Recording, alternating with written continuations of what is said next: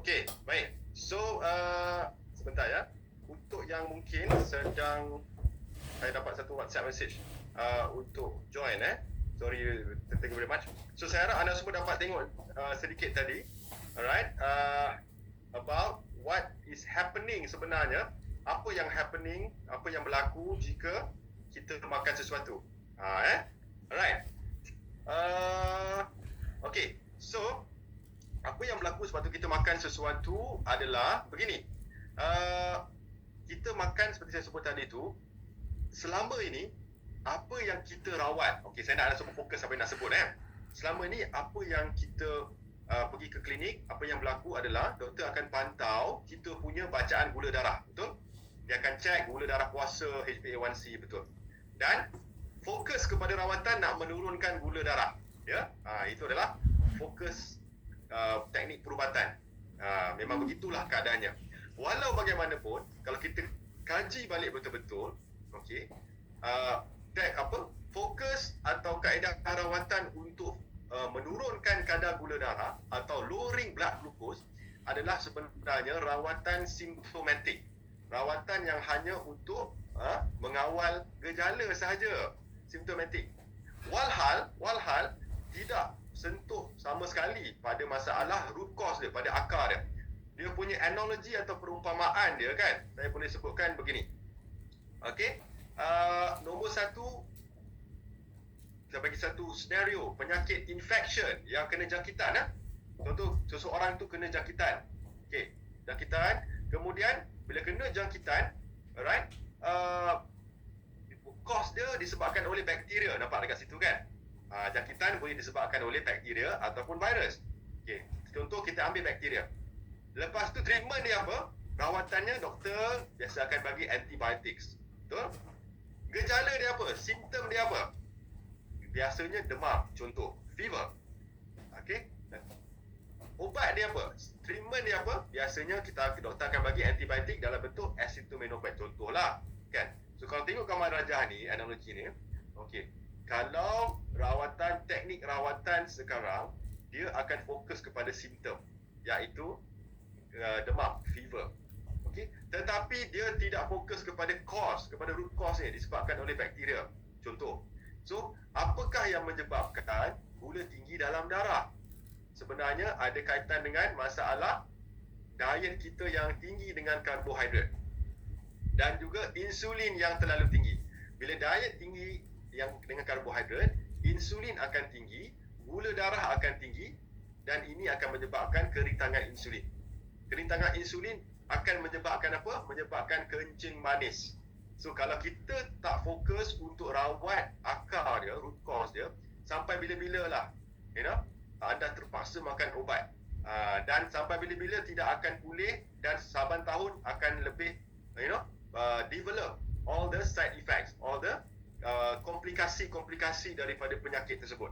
Okay, so fokus kita adalah untuk go deeper, kita pergi lebih dalam untuk rawat apa? Untuk kawal masalah root cause dia, akar. Okey, yang menjadi menarik adalah, yang menarik adalah dia ada satu, okey. Saya ambil sekejap Okey, yang menarik adalah sudah ada pada tahun 2021 ada satu kajian yang dibuat 2 tahun yang lalu berkenaan dengan reversing of type 2 diabetes, cara untuk reverse. Kajian ini dibuat di negara China sebenarnya, di mana mereka buat kajian kepada pesakit-pesakit kencing manis, alright, dan mereka meletakkan pesakit kencing manis ni kepada 2 kelompok. Satu kelompok diberikan ubat macam biasa, satu kelompok diletakkan dalam rejim diet. Maksudnya satu dia akan guna medical atau medicine intervention, satu lifestyle intervention. Yang menjadi menariknya adalah pesakit-pesakit yang dimasukkan ke dalam program diet ni menunjukkan perkembangan yang lebih baik, bahkan sangat-sangat baik berbanding pesakit yang makan ubat. Okey? So soalannya diet yang diberikan kepada peserta-peserta tersebut, kepada pesakit-pesakit tersebut adalah diet yang rendah dengan karbohidrat, low carbs diet. Low carbs diet, dan kalau ikut tu dia bagi high fat. High fat tu bersumber daripada lemak-lemak sihat lah, daripada minyak kelapa dara, minyak zaitun. So change ini, perkembangan ini menggemparkan seluruh doktor-doktor di dunia sebenarnya, termasuklah doktor-doktor endocrinologist atau pakar-pakar endokrin. Sebab selama ni mereka tak dapat nak comprehend bahawa dengan jaga diet yang tertentu, kencing manis boleh berada dalam tahap remission, boleh reverse. Selama ni mereka tahu kan, kalau pergi hospital kita kena jaga diet, jaga pemakanan, tapi tak go detail. Betul tak? Kalau pergi ke hospital, doktor akan cakap kena jaga, awak kena kawal pemakanan, kena jaga gaya hidup. Lepas 3 bulan check masih tak berubah, lepas tu bagi ubat. Begitulah keadaannya. So ini adalah berita baik sebenarnya untuk anda yang ada masalah 3 serangkai, sebab ini adalah ibarat dia macam sinar di hujung terowong. Sinar di hujung terowong. So jangan buat anda yang tuan-tuan dan puan-puan yang masih ragu-ragu sekarang ni kan, cakap saya tak yakin lah doktor, saya rasa down, saya rasa tak bersemangat, saya anxiety, depressed dengan keadaan saya. Puan, saya nak bagi tahu bahawa tuan-tuan dan puan-puan tidak perlu stres atau tak perlu rasa tertekan atau beban sangat, sebab mengikut data memang boleh reverse kencing manis dan 3 serangkai insya-Allah, dengan apa? Paling utama dengan pendekatan diet, okey, dan juga gaya hidup. Dua ni, okey, tanpa melibatkan obat pun sebenarnya. Okey. Alright. So, kita teruskan Alright. So ikut data ni, okey, sebenarnya penyakit type 2 diabetes ni, okey, untuk reverse dia ada beberapa jenis sebenarnya. Ada beberapa kaedah yang mengikut data dibuatlah ni, data yang dibuat oleh Dr. Jason Fung. Dr. Jason Fung, okey, mengatakan bahawa untuk pesakit-pesakit kencing manis sembuh total, okey, kaedah yang paling berkesan adalah bariatric surgery. Kenapa? Sebab bila kita potong usus, kita pendekkan usus, nombor satu, okey, selera kita akan berkurang. Kita akan kurang makan, cepat rasa kenyang. Sebab itulah kalau orang yang dah potong usus tu, dia makan sikit je, very minimum portion, tapi dah kenyang. Kalau dia terus menerus begitu, memang akan sembuh diabetes. Nombor dua, teknik yang untuk reverse ni adalah dengan berpuasa, fasting. So puasa juga ada teknik. Puasa yang mengikut banyak kajian yang efektif adalah puasa IF, intermittent fasting. Jadi puasa ada dua jenis untuk informasi anda semua. Nombor satu, puasa nama dia water fasting. Puasa basah. Macam puasa Ramadan kita lah, atau puasa sunat, iaitu tak boleh makan, tak boleh minum. Tapi kalau ikut Mat Saleh punya puasa, mereka ada puasa basah, itu puasa kering. Puasa basah, IF, intermittent fasting. So IF ni adalah puasa tak boleh makan, boleh minum sahaja.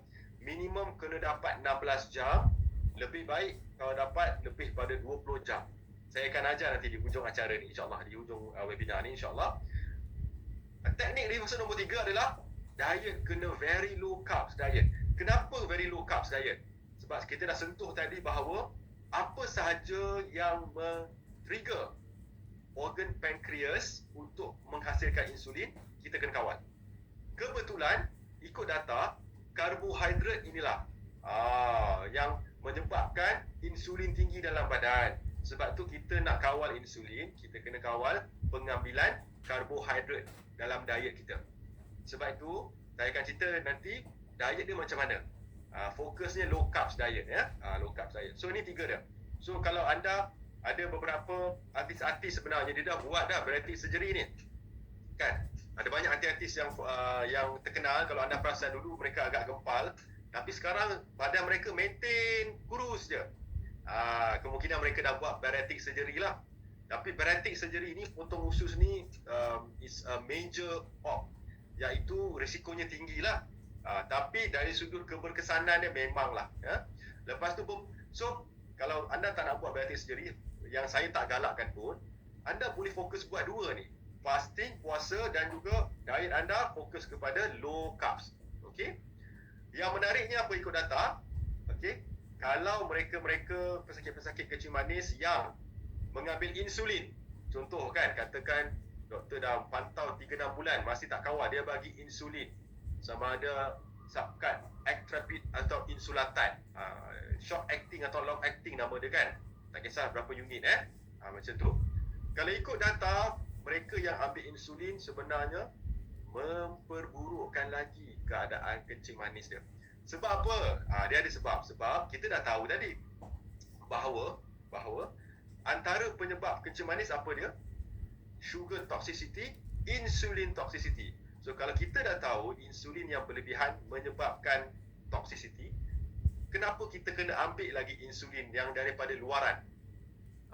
Itu sebenarnya tidak menyelesaikan masalah, bahkan memperburukkan lagi keadaan dalam jangka masa panjang. Memanglah betul ambil insulin, gula turun. Ambil insulin, gula turun. Of course, but that's just symptomatic sahaja. Kawal gejala sahaja.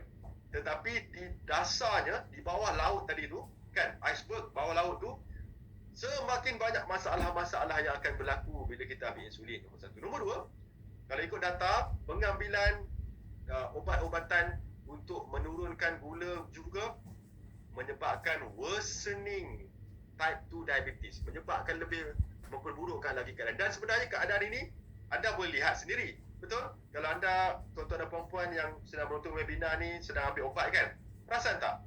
Kalau dah ambil 5 tahun, 6 tahun, adakah anda rasa anda semakin sihat? Saya yakin tidak.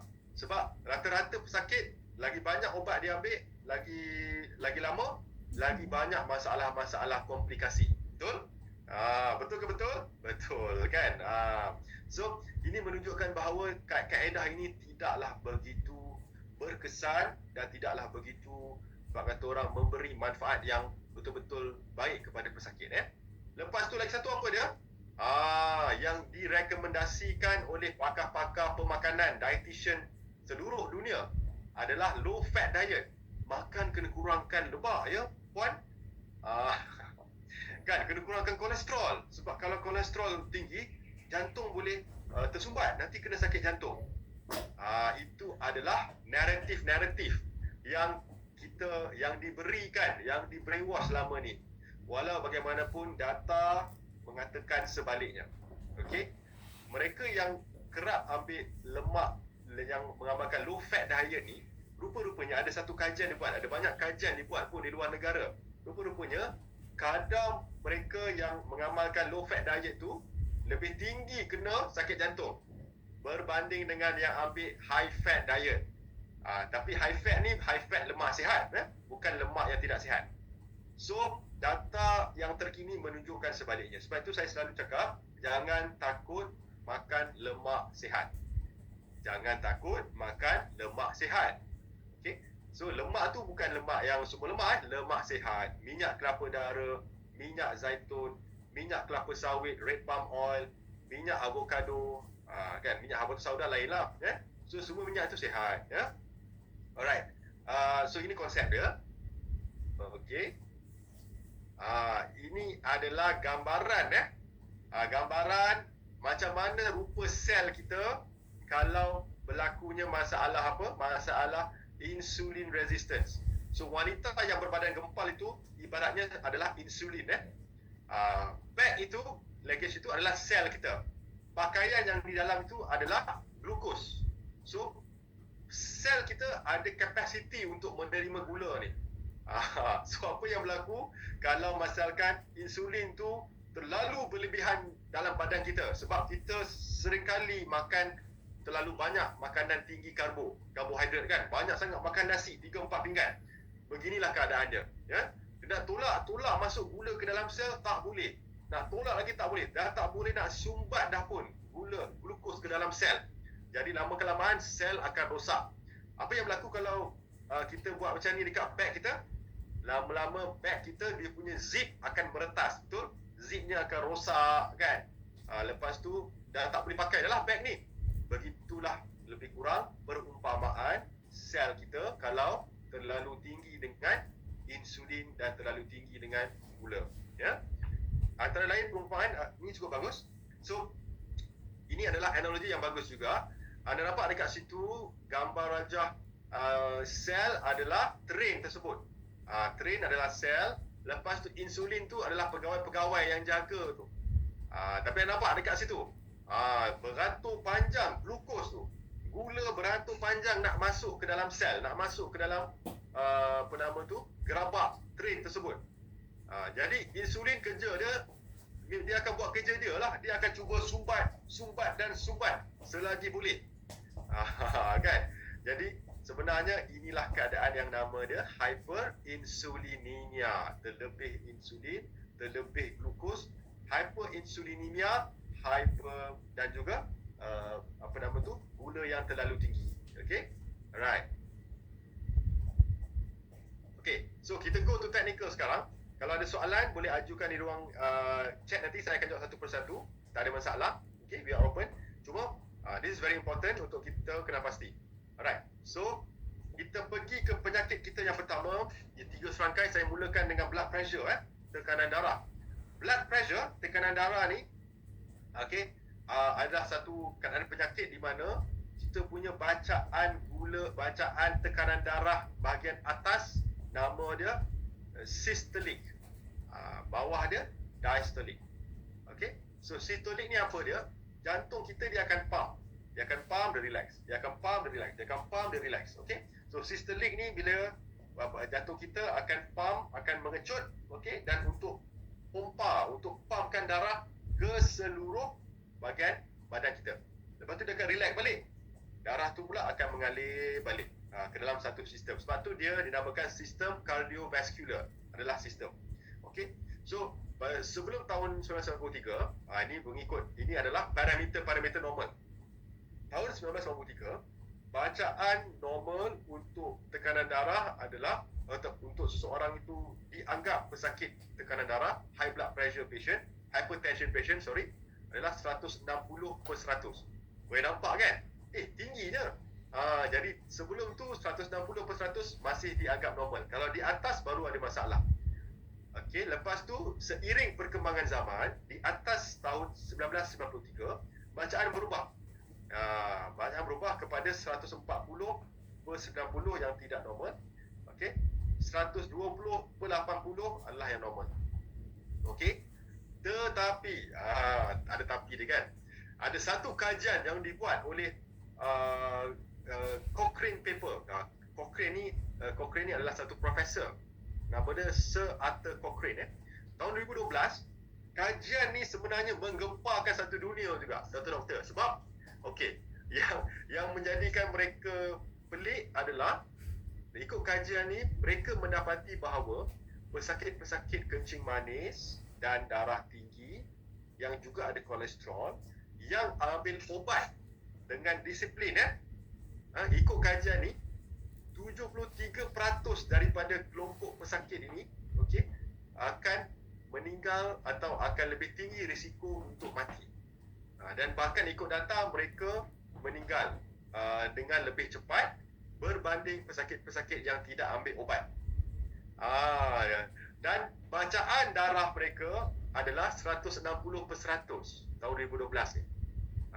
Dan yang menariknya, walaupun pesakit-pesakit kencing manis darah tinggi itu ambil ubat dan bacaan mereka di bawah batas normal 140/90, tetapi kalau ikut data hujung-hujungnya keadaan mereka lebih teruk berbanding pesakit yang tidak makan ubat. Kalau ikut kajian Cochrane 2012, yang tak makan ubat ni bacaan mereka tinggilah 160/100. Jadi sebenarnya conclusion daripada kajian ni apa dia? Adalah orang dah mula meragui sama ada adakah ubat ubat untuk kawal blood pressure ni penting atau tidak, berkesan atau tidak, perlu atau tidak. Itu persoalan dia. Sebab kalau ikut data ni macam pelik ya, pelik. Okey. So dapat dekat situ, ini adalah Profesor Archie Cochrane. Inilah dia ada satu profesor di Cardiff University, dan beliau adalah berkata orang the father of medical statistics.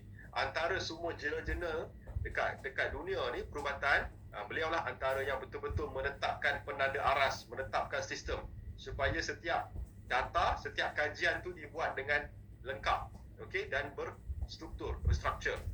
Okey, so nampak dekat situ Cochrane ni, Sir Archie Cochrane ni dia buat review. Dan review daripada Cochrane menunjukkan apa? Cochrane review finds no proof benefit in drug treatment for patients with mild hypertension. Nampak tak? So menandakan bahawa untuk pesakit-pesakit yang ada mild hypertension, mild maksudnya apa? Mild maksudnya bacaan mereka di bawah apa? Di bawah 140/90. Contoh, mild juga menandakan sama ada kalau di atas 140 bacaan atas, bawahnya 90 atau 100, okey, masih termasuk mild sebenarnya. Okey, kalau yang kata orang kronik, katakan bacaan 180 atas 120 bawah, itu bukan mild. Itu bukan mild. Mild ni bacaan yang di bawah 140/90. So, ini menunjukkan bahawa kalau tekanan darah anda agak sedikit tinggi, contoh 128 atau 130 atas bawah 100, kan, sebenarnya anda tidak memerlukan ubat pun sebenarnya, kalau ikut kajian daripada Profesor Archie Cochrane ni. Tapi kalau dah tinggi sangat tu, contoh 200 atas 120 bawah, memang kena makan ubat lah, ya. Tapi untuk yang mild, masalahnya sekarang yang mild ni pun okey akan diberi obat. Jadi sesuatu yang kita tidak setuju. Kalau yang mild masih boleh di reverse sebenarnya. Okey. Right. Dan ini juga adalah okey trial, clinical trial atau kajian saya nak kongsi dengan anda semua tentang dia ada satu nama dia ACCORD Advanced and VADT Trial. Okey. So ini adalah kajian di mana mereka membandingkan antara 3 jenis kajian yang berbeza. Kajian tersebut nama dia ACCORD, Advanced dan VADT. Okey. Yang menariknya apa? Yang menariknya mereka akan membandingkan satu HbA1c. HbA1c dia akan bandingkan, lepas tu akan bandingkan kematian. Jumlah kematian dan akan membandingkan apa risiko untuk berlakunya sakit jantung, MI. MI itu myocardial infarction. Alright. Dan daripada kajian ini, okey, kajian ini menunjukkan bahawa sebenarnya target HbA1c kita ni kan, biasanya kita nak terlalu rendah sebenarnya. Sebenarnya ujung-ujungnya biasa kita pergi ke klinik, doktor di klinik atau hospital dia akan berpandukan kepada bacaan darah kita. Daripada bacaan darah, doktor akan cakap, oh ni kena naikkan dos lah, oh ni kena tambah obat, macam tu. Jadi sebenarnya parameter bacaan tu pun sebenarnya sudah tidak up to date, masih boleh dipertikaikan. Sebab contoh, kalau tengok daripada summary ACCORD trial, okay, HbA1c 6.4 versus 7.5. Kita nampak dekat situ kan. Sebenarnya okay, menurunkan risiko sakit jantung. Tetapi ada tapi dia, risiko untuk mati lebih tinggi. Kan. So maksudnya apa? Maksudnya satu kelompok ni dia bagi makan ubat yang sangat intensif. Sebab doktor-doktor tu sebab fokusnya nak menurunkan kadar gula darah HbA1c dengan agresif. Satu lagi kelompok doktor di sana dia tidak bagi obat seagresif intensif arm ni. Kajian ni menunjukkan terbalik. Yang betul-betul banyak makan ubat ni lagi tinggi kematian dia berbanding yang tak banyak makan ubat. Kalau ikut ACCORD lah, kalau ikut ACCORD trial. Lepas tu advanced trial pula menunjukkan apa? Glucose control has no impact pun. Okey, bacaan gula darah tidak ada kaitan atau impact kepada apa? Kepada sakit kardiovaskular, kepada stroke pun. Okey. So dengan bacaan sebenarnya apa? Dengan bacaan okey 7.0 sahaja pun sudah mencukupi. So sekarang kajian ini nak challenge sebenarnya, nak challenge parameter yang dipakai. Selama ni HbA1c yang doktor nak target di bawah 6.5 betul atau bawah 6.4. Tetapi dengan bacaan 7.5, 7.0 pun kalau ikut kajian di advance ni tak ada isu pun sebenarnya kepada, tak ada naikkan risiko pun kepada kena stroke. Okey? Sama juga dengan kajian VADT ya. Ini lagi tinggi dia punya parameter 8.4. Kalau katakan bacaan HbA1c 8.4 pun, okey, tapi impact dia tidak ada kepada risiko nak kena stroke.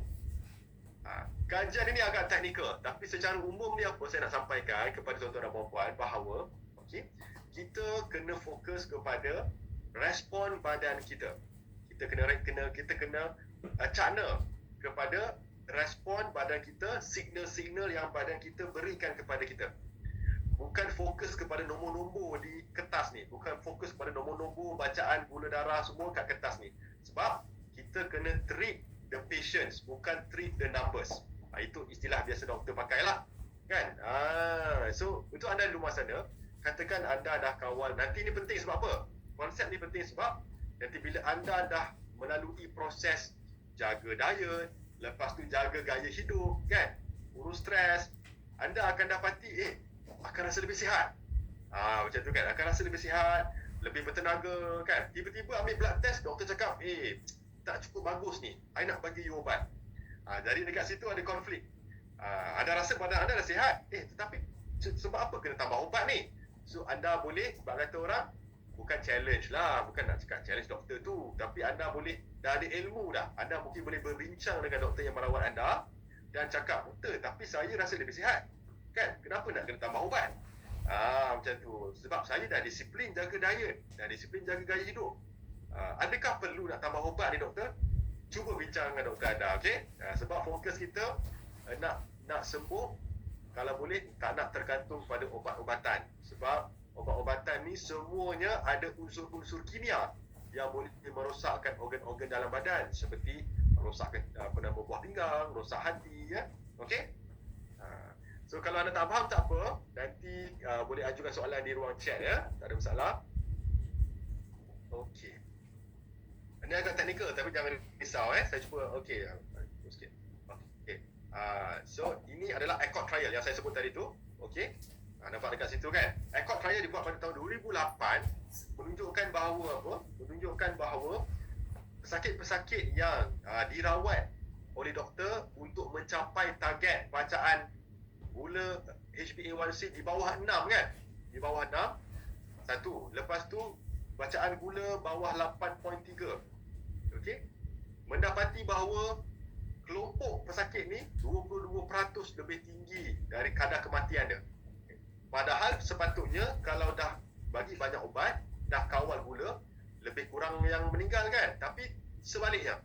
Lepas tu yang menariknya, 30% pesakit ini develop apa? Masalah-masalah CVS, cardiovascular, kena stroke. Lepas tu kena fluid retention, maksudnya apa? Fluid overload. Kaki sembam dengan air kan, lepas tu ada air dekat paru-paru macam tu.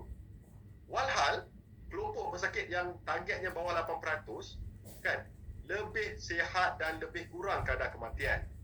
So ini ACORD trial So ini adalah data-data yang kita boleh ajukan sebenarnya Okey, dan bacaan mereka adalah 12.7 milimol alright. Okey, so soalannya sekarang, kenapakah berlaku sedemikian?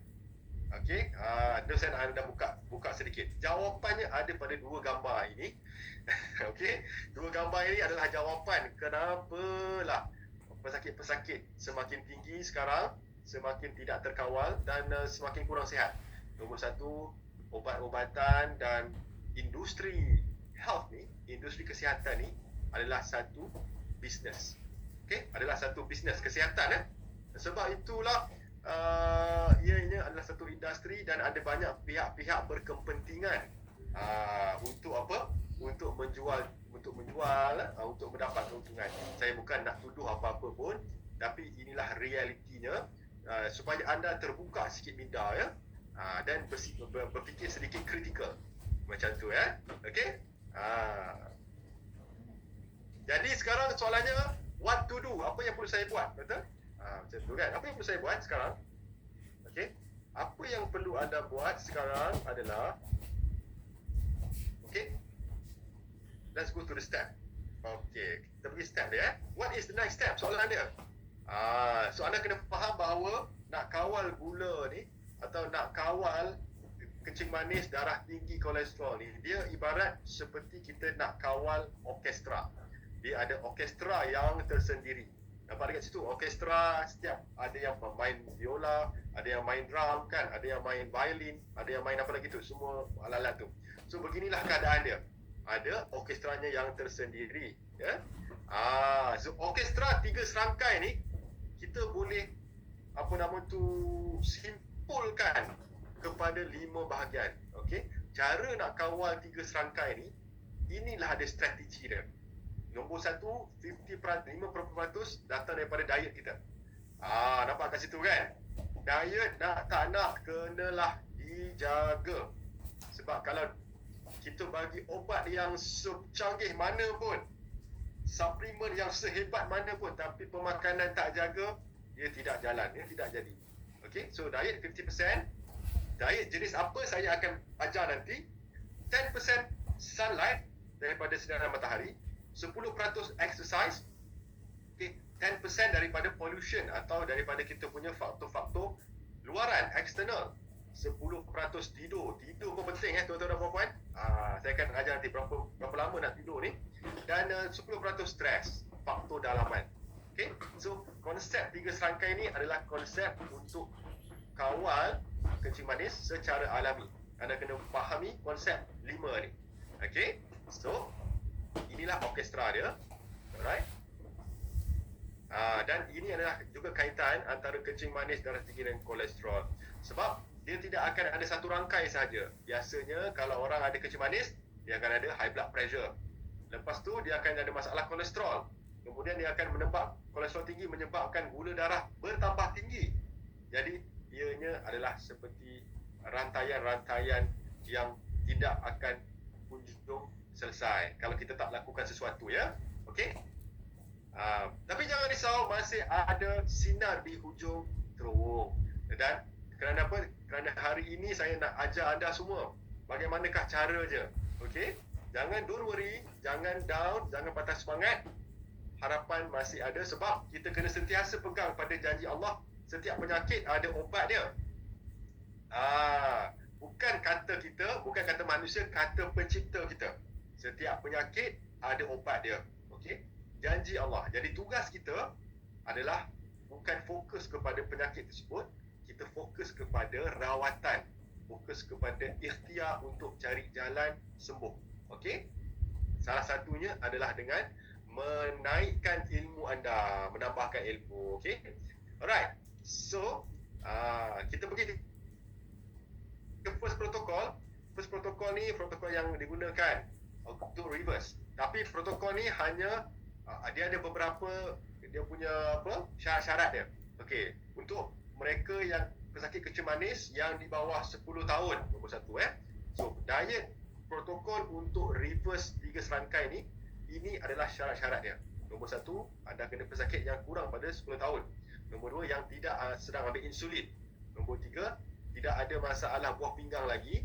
Nombor 4, belum ada masalah angiogram, belum ada masalah bypass lagi.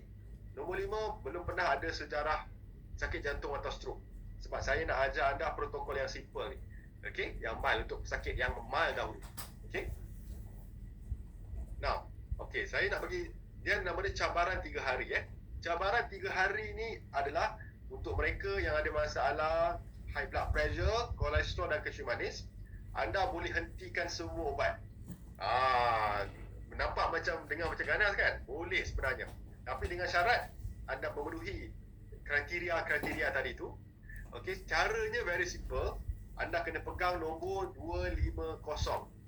250. Okey, sebab apa 250? 250 ni adalah kita punya penanda aras. Sama ada kita boleh berhenti makan obat atau dah tak boleh berhenti makan obat, kena teruskan. So, saya bagi satu contoh. Okey, anda perlu cek bacaan gula darah anda 3 kali sehari. Ini untuk mereka yang ada masalah high blood 3 kali sehari. Waktu yang terbaik nak cek gula, nak cek tekanan darah adalah di waktu badan kita dalam keadaan paling tenang, paling relax. Okey? Saya syorkan cek selepas solat subuh. Pertama. Nombor 2,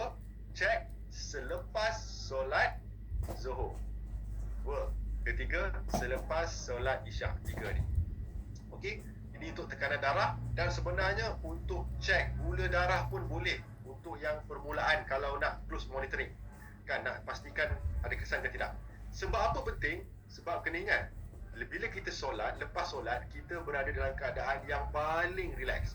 So semua bacaan-bacaan yang bakal kita ambil adalah yang paling accurate, paling tepat.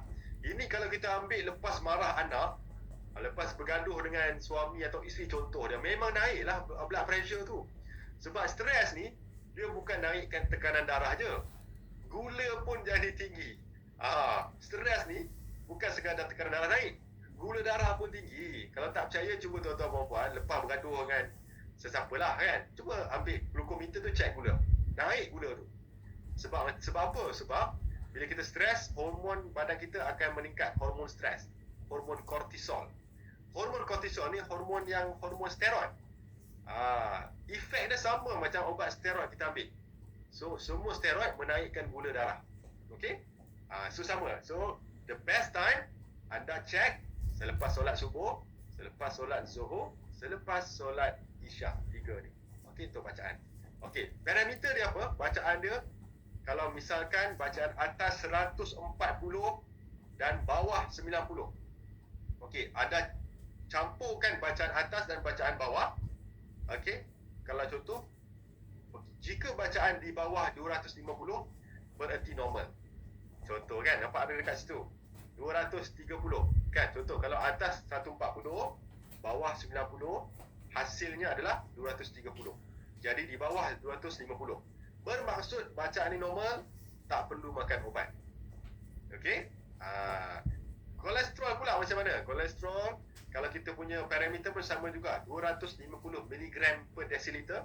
Kalau kita convert adalah sebanyak 6.5. So 6.5 kolesterol total masih diterima, ya. Bahkan kolesterol ni saya tak berapa nak takut benarnya, sebab yang menjadi isu bukan kolesterol, yang menjadi isu adalah keradangan, inflammation, ya. Okey. So kalau kita bicara tentang kolesterol ni saya nak showkan anda, boleh cari dua buku ni. Buku nama dia The Great Cholesterol Myth dan Cholesterol The Real Truth.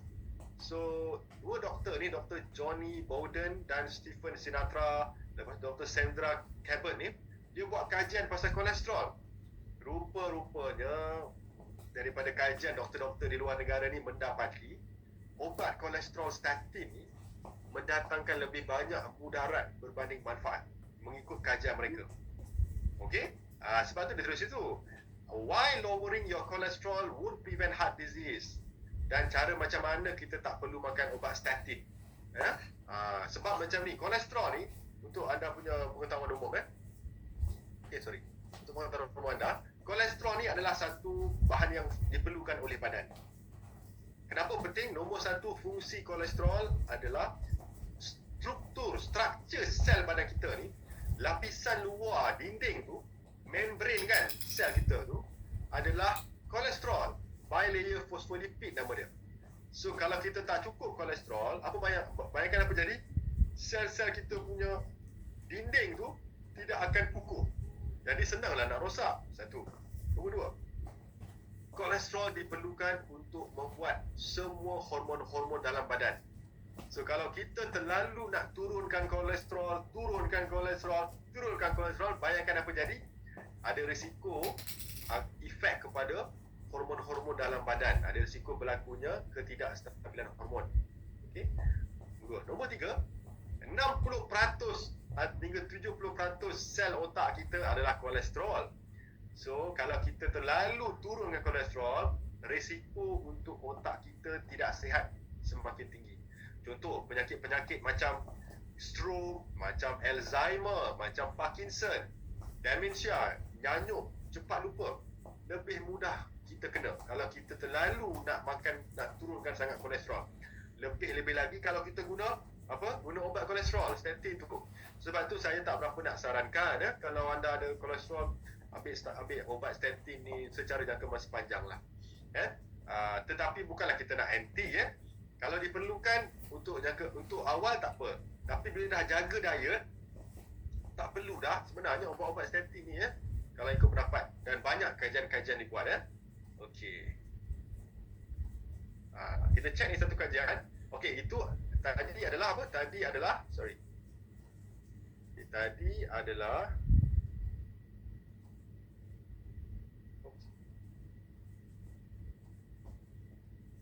Abang Zuli pun dah masuk Okey. Alright. Okey. So itu adalah bab kolesterol. Now, kalau kita tengok dekat sini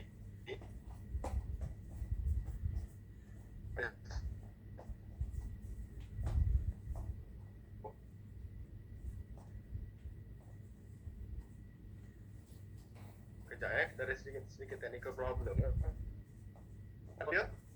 Clear ke tak clear? Dah maaf.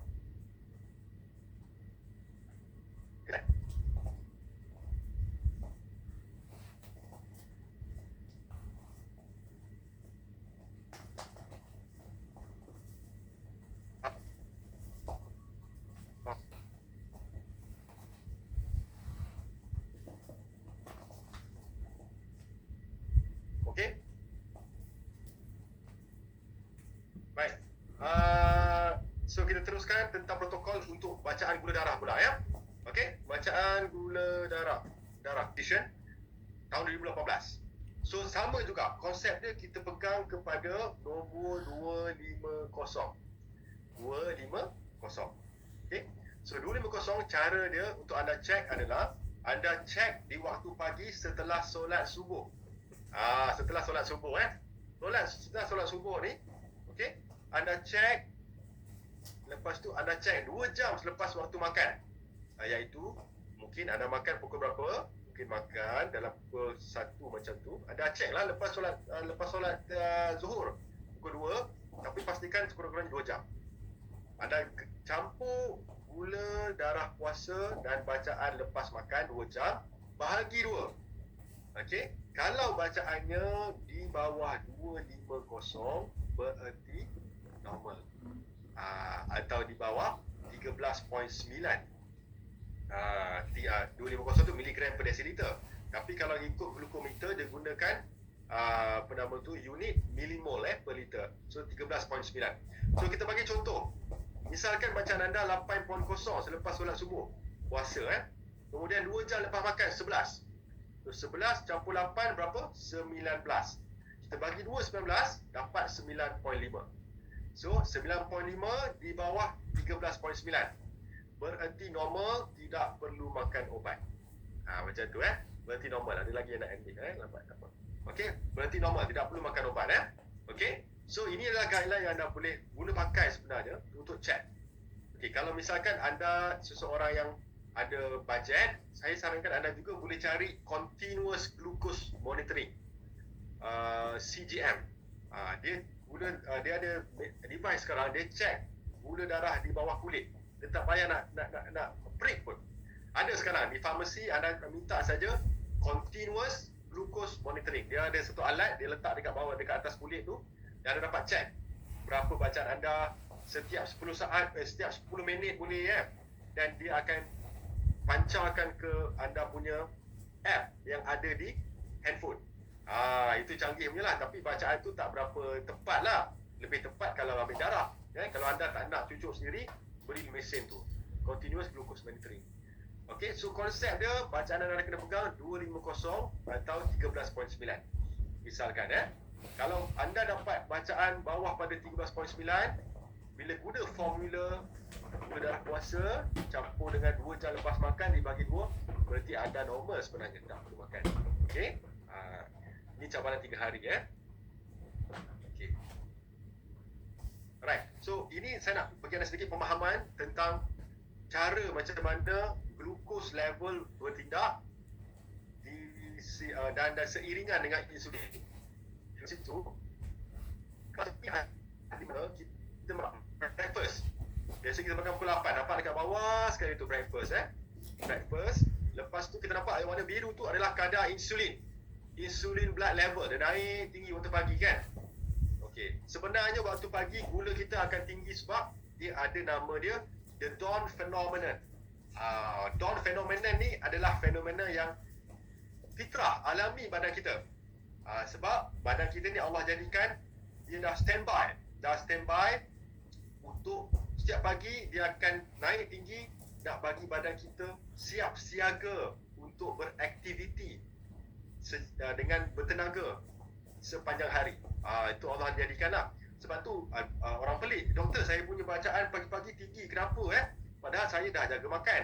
Jangan risau, it's a dawn phenomenon nama dia So nampak dekat situ kalau kita ambil makan tengah hari, makan pagi breakfast pukul 8, gula akan naik, gula yang warna merah tu, okey, dan insulin juga akan naik.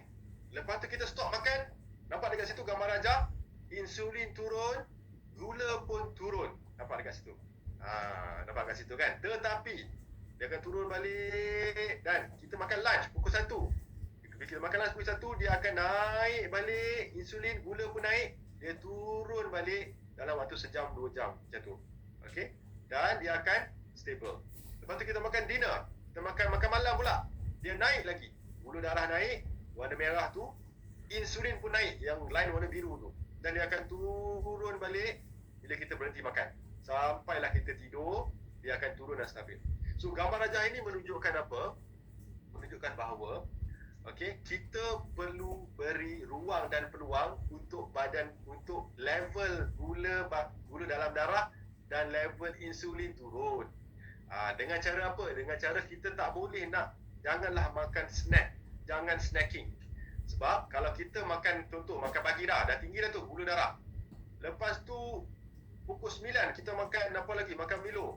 Pukul 10 kita makan keropok. Pukul 11 kita makan lagi coklat. Jadi kita tak beri ruang kepada glukos dan insulin untuk turun. Sebelum dia nak turun, dia naik balik. Sebelum nak turun, dia naik balik. Nak turun, naik balik. Dan inilah yang akan merosakkan badan kita. So kunci dia adalah do not snack. Jangan makan snacking lah. Cuba biasakan diri lepas makan pagi tu, jangan makan, berikan waktu 4 jam minimum. Waktu untuk insulin dan gula darah turun. Bila kita makan, perut dan usus kita secara amnya memerlukan berapa? 4 jam. 4 jam untuk cerna dan serap. 4 jam. Kan 4 jam turun cerna dan serap. Lepas tu, dah selesailah. Yang lebih-lebihan dia akan keluar melalui najis. Kalau makan daging contohnya, daging mungkin lama sikit, dalam 5-6 jam untuk perut dan usus proses. So kita kena beri ruang dan peluang untuk badan kita cerna dan serap makanan tersebut dan kawal pengeluaran insulin dengan cara stop snacking. Jangan makan jajan. Makan jajan sikit-sikit tu. Sebab kita kena berikan, pastikan ada gap, anda tidak makan sekurang-kurangnya 4 jam. Di antara waktu makan tu minimum gapkan 4 jam. Waktu tanpa makan. Boleh InsyaAllah. Dapat dekat situ. So yang menariknya apa? Di sini saya nak anda fokus kepada satu bakteria nama dia Akkermansia muciniphilis. Akkermansia muciniphilis ni adalah nama sejenis bakteria. Kita panggil microbiota lah, MAC. Microbiota ni atau bakteria baik dalam usus ni sebenarnya dia ada 10 kali ganda lebih banyak daripada sel badan kita. Sel badan kita dah ada million bahkan billions. Tapi bakteria ni billions dah bahkan trillions. Cuba bayangkan tu. Sangatlah banyak dan dia lebih pada 500 jenis. Tapi ada satu jenis ni yang buat banyak saintis-saintis pengkaji zaman kini yang menarik. Sebab jenis Akkermansia ni apa dia buat? Dia boleh bantu untuk menurunkan kadar gula dalam badan dan meningkatkan pembentukan insulin. So dia pula bantu kerja kita. Kita dah ada insulin tapi kita ada pembantu kita tu dalam bentuk Akkermansia muciniphilis ni. So persoalannya dekat mana kita boleh dapat Akkermansia ni? It's very simple. Bakteria baik ni anda boleh dapatkan dalam semua makanan-makanan yang diperap, yang difermentedkan.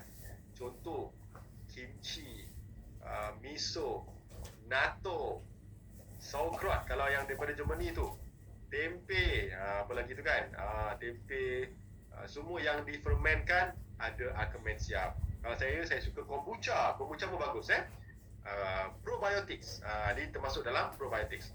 Dan cara kita nak bagi makan, nak jaga kawan kita ni, askar kita yang bernama Akkermansia ni, kita kena banyak makan buah-buahan dan sayur-sayuran saja. Tidak perlu spesifik pun, lebihkan makan buah dan sayur-sayuran. Contoh macam dalam gambar rajak, brokoli, cauliflower kan, kubis, lepas tu ada tembikai, dan ada avocado, apple kan, semuanya boleh, semuanya ada serat dan prebiotics, makanan kepada kawan kita ni, Akkermansia sebab hubungan kita dengan probiotik ni adalah simbiotik. Simbiotik maksudnya kita jaga dia, dia jaga kita. Siapa masih ingat belajar biologi dulu kan, simbiotik, kita jaga dia, dia jaga kita. Cara kita nak jaga dia, kita mudah saja, banyakkan makan buah-buahan dan sayur-sayuran. Okay, alright. Dan ini adalah kajian yang dibuat di Stanford University pada tahun 2014. Dia menemukan strain bakteria ni, Akkermansia mucinifers ni So kita terus ke DND diet. So kaedah DND ni kita lebih kepada fokus kepada nutritional medicine. Kita fokus kepada perubatan nutrisi untuk bantu pesakit-pesakit lupus.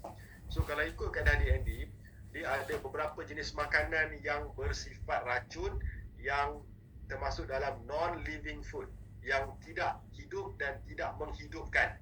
Itu ayat dia punya filosofi lah. So nombor satu, kalau ikut daya DND ni, kena pantang gula.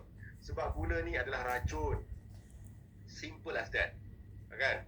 Dia bukan dah kena kurangkan dah, kena pantang.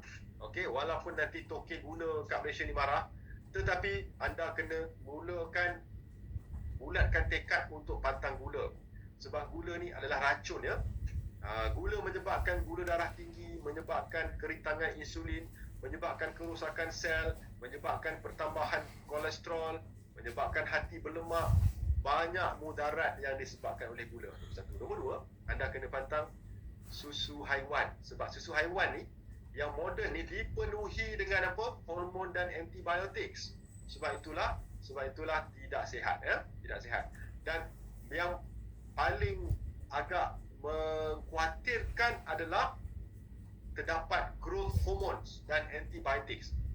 So bila kita minum susu moden sekarang, apa yang berlaku adalah antibiotik yang disuntik kepada ternakan-ternakan lembu di ladang ni, dia akan masuk ke susu mereka. Kita minum apa yang mereka disuntik, termasuk insulin, termasuk antibiotik.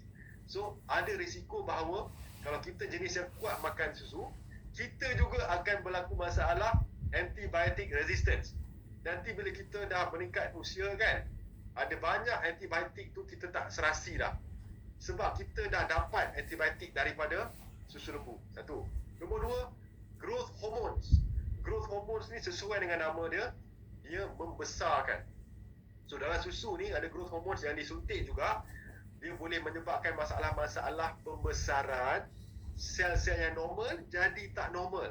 Jadi ada risiko untuk berlakunya cyst seperti PCOS kan, PCOS, lepas tu masalah fibroid, masalah cyst, bahkan juga ketumbuhan seperti kanser pun. Kalau kita jenis yang kuat minum susu moden ni. Sebab itu kalau ikut DND, ikut pendapat kami, DND kita tidak menggalakkan ambil susu haiwan sebab ianya sudah di pasteurize kan. Okey, dah hilang semua dia punya bakteria baik dia, dan dah ditambah satu dengan apa? Dengan preservatives, pewarna, perasa, pemanis dan creamer. Susu yang ada di pasaran dah ditambah creamer, sebab tu dia pekat, lemak manis, sedap rasa dia. Susu yang original daripada haiwan tu, dia cair tau. Tuan-tuan pernah nampak tak? Pergi ke ladang, cair bentuk susu yang original. Jadi telah dipekatkan, jadi susu tak sihat. Okey, nombor 3 adalah packed food, makanan yang diproses. Ini kita dah tahu penuh dengan berwarna, perasa, penambah rasa, apa lagi? Preservatives, additives, pengawet, semua per ni. kena pantang lah, kita dah tahu semua proses food. Dan ubat-ubatan yang tidak diperlukan, contoh ubat-ubatan yang misalkan saya sebut tadi itulah, macam statin tu, kalau boleh jangan ambil secara jangka masa panjang kan. Lepas tu jangan, kalau macam demam sikit makan Panadol, demam sikit nak cari Panadol kan. Sebab badan kita ni, percayalah, Allah dah ciptakan ada sistem pertahanan yang alami. Badan kita bukan lemah, banyak sistem pertahanan, banyak askar-askar. So kalau kita demam sikit, duk makan ubat, demam sikit, duk makan ubat. Askar kita dalam badan ni tidak mendapat cabaran, tak ada training. So bila askar tak train, apa berlaku? Kalau ada perang, akan kalah. Macam itulah ibarat dia kan. So kalau demam sikit-sikit, jangan tu makan ubat, minumlah air lemon sikit ke, ambil air lemon madu sikit kan. Bagi badan tu cuba nak sembuh secara alami dahulu kan. Tapi kalau tak kambuh-kambuh, barulah pergi berjumpa doktor dan mungkin boleh ambil ubat yang diperlukan. Okey, non-organic supplement berikutnya adalah suplemen yang tidak jelas daripada mana sumber dia. Kadang-kadang ada suplemen ni dicampur dengan steroid atau dicampur dengan bahan-bahan yang tidak organik. Jadi berhati-hati. Okey, kalau ikut kaedah DND, kita fokus kepada living food, iaitu abukas. Abukas. A itu kita akan fokus menggunakan air dan garam. Garam adalah bahan yang sangat sihat Lepas tu buah-buahan dan bijirin. Okey. Dan juga karbo. Karbo ni bukan karbo yang saya masukkan tadi. Karbo yang dalam DND kompleks karbohidrat. Dia ada karbo, ada dua. Karbohidrat ada simple karbohidrat, nombor dua ada kompleks. Simple ni adalah daripada gula, daripada roti, daripada nasi kan, tu simple. Kompleks daripada buah-buahan dan sayur-sayuran. Sebab semua buah dan sayur ada karbo juga. Dan nombor S adalah sayur-sayuran yang mentah, raw vegetable Okey, lepas tu kita akan gunakan puasa. Sebab berpuasa bagi kami adalah medical tool, adalah terapi puasa. Sebab dengan berpuasa kita akan aktifkan proses nama dia autophagy proses recycling macam tu. Dan ada Nobel Prize winner yang buat kajian pasal puasa ni dan manfaat dia, nama dia Yoshinori Osumi 2016. So yang digalakkan puasa minimum sehari tu kan 12 jam. Macam mana nak dapat 12 jam puasa ni, saya bagi anda very simple. Okay, cara anda nak dapat puasa IF 12 jam minimum adalah anda berhenti makan malam awal. Contoh, makan malam pukul 8 malam, last meal. 8 malam ke atas berhenti daripada makan, minum saja. Lepas 8 malam kan anda akan tidur sampai besok paginya pukul 8 pagi. So 8 malam sampai 8 pagi besoknya dah berapa jam? Dah 12 jam. Jadi dah cukup syarat. Anda dah memenuhi syarat tak makan apa-apa 12 jam setiap hari. Okey? Itu teknik dia. So sebenarnya anda tak sedar pun tak makan sebab tidur. Okey, so pastikan ini jadikan rutin. 8 malam berhenti makan, sampailah besok pagi 8 pagi baru nak makan breakfast boleh. Dan kena amalkan puasa 24 jam. Seminggu sekali puasa omat, 1 meal a day. Okey, caranya saya akan ajar kejap lagi sebab untuk kita nak fokus dapatkan autophagy ni. Okey, ini food compass yang dilakukan tidak berapa penting okey, ini yang terkini lah. Okey, ni yang menarik tentang food pyramid. Food pyramid ni sebenarnya ada kontroversi juga. Okey, ni yang terbaru. Nampak dekat situ food pyramid kan. Yang di US tu mereka sekarang menggalakkan orang makan watermelon, dah betul dah. Okey, tetapi yang pelik dia tu ada pula macam makanan seperti coklat dan almonds kan, yang sebenarnya tinggi dengan karbohidrat. Tapi makanan-makanan yang macam tinggi dengan lemak. Okey, daging haiwan ni bukan, kalau ikut dia ni bukan pagi. Tapi kalau yang dah diproses kena kurangkan. Okey. Conclusion daripada ni apa dia? Adalah setiap data-data pemakanan ni kan, atau cara pemakanan ni ada funder di belakangnya. Maksudnya ada kepentingan di belakangnya, biasanya kepentingan industri pemakanan. Guideline yang dikeluarkan oleh badan-badan seperti NIH ni, biasanya ada pengaruh daripada syarikat-syarikat pengeluar makanan lah. Sebab tu kita kena kritikal sikit. Okey, jadi ini kurang sesuai sebenarnya. Ini adalah piramid makanan yang in general, nampak dekat situ. Okey, di bawah sekali itu rupa-rupanya penuh dengan karbohidrat. Jadi sangatlah tidak sesuai dan sihat ikut pendapat kami di DND dan sebenarnya ramai doktor-doktor integratif. Bahkan kalau ikut data sains, piramid makanan inilah yang dah diamalkan berapa tahun dah ni? 20, 30 tahun, 40 tahun, 50 tahun. Tetapi oleh kerana piramid makanan ini yang diguna pakai, anda boleh nampak, okey, jumlah pesakit kencing manis, darah tinggi, kolesterol semakin bertambah setiap tahun, bukan berkurang. Jadi kita kena question, betul ke tidak piramid makanan yang terkini? Sebab di bawah tu dia galakkan makan makanan yang tinggi dengan karbohidrat. Makan nasi yang banyak, makan pasta, makan semua benda tu kan. Yang layer 2 saya setujulah, makan buah-buah dan sayur-sayuran. Okay, layer 3 protein, fair enough. Layer 4 teratas tu dia tulis kat situ coklat, waffle kan. Lepas tu siap ada gula-gula lagi tu. Ini kalau boleh paling atas piramid tu jangan letak langsung, tinggalkan. Okey? Alright. Okey, ini adalah food pyramid juga yang tradisional, nampak dekat situ. Okey.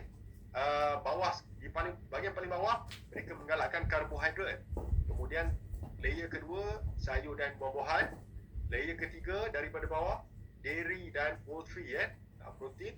Saya setuju. Dan paling atas sugar and fats. Sugar dah betul dah, tapi lemak tu, fat tu sepatutnya di bawah. Fat tu, lemak ni kena kalau anda nak sihat, anda kena banyak makan lemak sihat sebenarnya. Okay, minyak zaitun, minyak kelapa dara, minyak avocado. Okay, butter kalau dapat pure butter yang grass fat, okay. Tapi itulah, nak cari tu mahal.